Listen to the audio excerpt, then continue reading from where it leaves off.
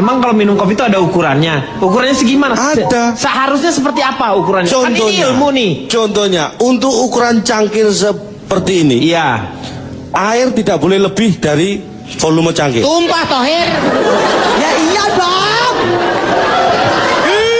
Semua orang juga kan tahu. Anda kan tahu, benar kalau lebih itu tumpah, Astagfirullah. makanya tidak boleh lebih. Lah ngopi aja di ember. Kadang-kadang lebay juga ini. Iya lu soalnya kan ya udah pasti dan segitu. Kalau misalnya ukurannya sekarang buat rame-rame, bikinlah di ember yang gede. Lu minum gini nih.